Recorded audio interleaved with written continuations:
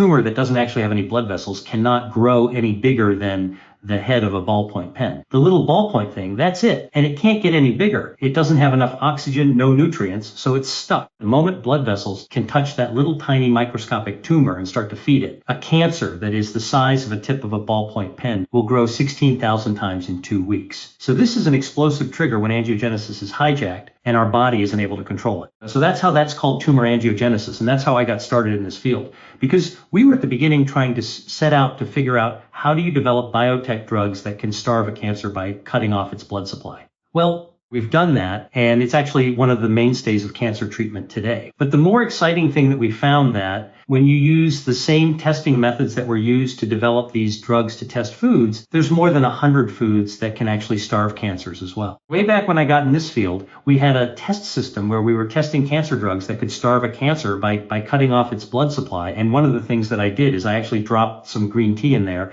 and it was shocking how effective the green tea polyphenols were in stopping those blood vessels that were feeding the cancer. In fact, if I didn't tell the technician doing the lab work that it was actually a natural compound, and I told them it came from a drug company, they would have been super excited about it and started jumping up and down. And so again, Mother Nature is really good. So polyphenols and tea, EGCG is one of them. Resveratrol and red wine, also another one that's actually really powerful in terms of being anti-angiogenic. Genistein, the phytoestrogen in soy, actually can also cut off the blood supply feeding breast cancer. So it's just the opposite of the urban legend out there that soy is not good for you. I recently saw an article, it was a cover of a magazine that said, soy anti-nutrients or something like that. And my mind was blown that somebody could actually say that because most of the nutrients, including the proteins, but also the phytoestrogens in soy, again, if you're a scientist, you take a look at this, and the phytoestrogens look nothing like human estrogens. They're not dangerous. They actually block human estrogens, and they actually are also anti-angiogenic, and they cut off the blood supply to breast cancers,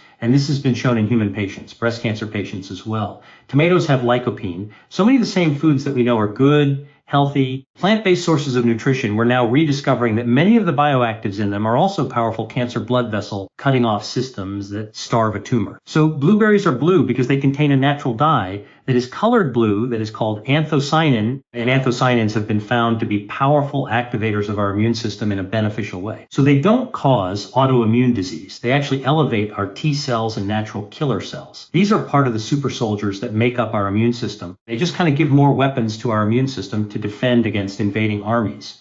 And just by eating like a cup and a half of blueberries a day, you can elevate your T cells by like 88%. Athletes that actually eat blueberries regularly, they just walk around with a higher level of immunity to begin with. It's kind of a performance maintainer, not an enhancer. It's a maintainer because your immune system is also firing at peak. Now, what's also interesting is that the same anthocyanin lowers inflammation. So this is a classic dilemma that is out there in the wellness world. Yeah, we want to get rid of inflammation, so we want to make sure our immune system isn't overactive.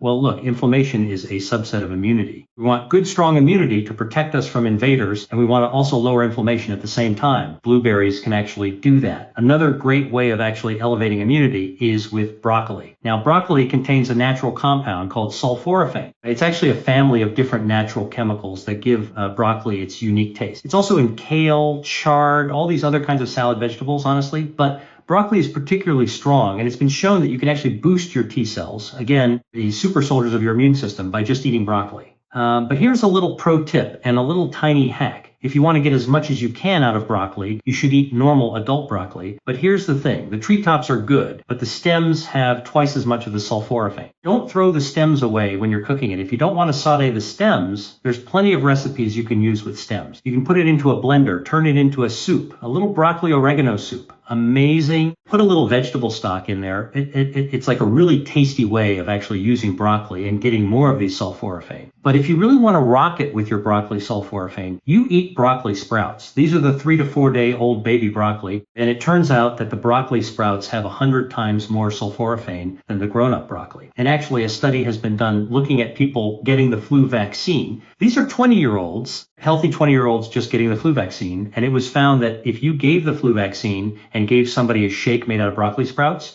you could ramp up their immune response by 22 times. So, really just amp up your immune system without causing inflammation. I'm like most people. I think when you tell me not to do something, my brain goes, well, maybe I'll do it one more time. Maybe I'll try it. And so there's a lot of human nature to how we respond when somebody says something to take something away from you, and human nature abhors deprivation. And so one of the things is, I think most of us like to have our cake and eat it too. And so I always felt when I was taking care of patients and trying to counsel them on things, rather than tell them to remove things from their diet, because that's really easy to do. And there's plenty of people out there scolding people.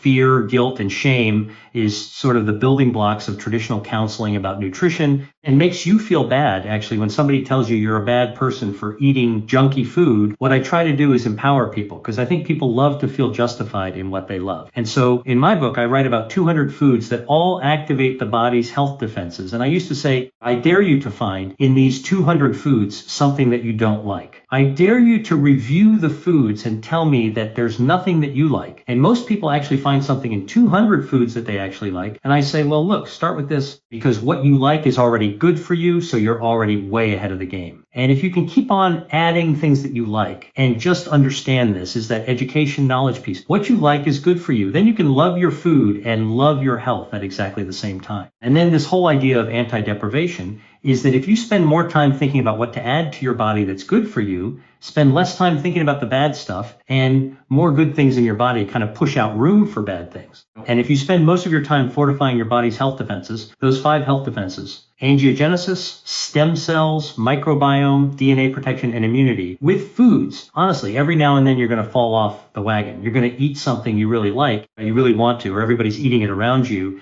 and it's not that good for you. That's all right. Your body's got you covered. Your health defenses are there as a shield. So again, I think that there's just a healthier way to navigate through your life.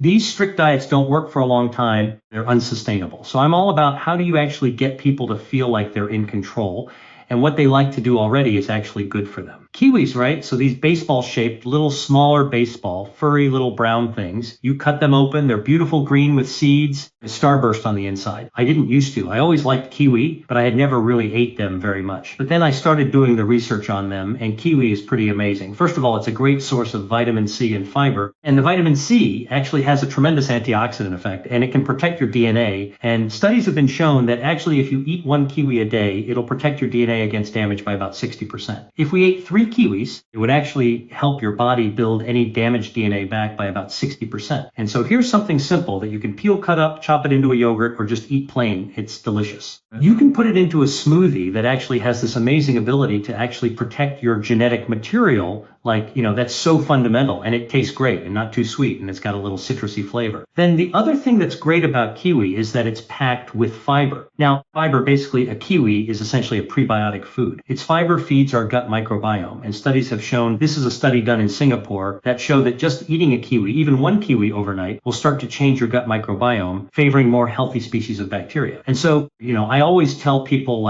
if I tell you something like that and you try a kiwi, you can't unlearn what I just told you. Every time you see the kiwi, you're going to say, you know what? I know there's something good about it. And then if you remember what that is, that's really what I try to do with my course, is really try to teach people how to make it second nature to make great choices. Hey, if you like that video, then you're going to love this one. Check it out.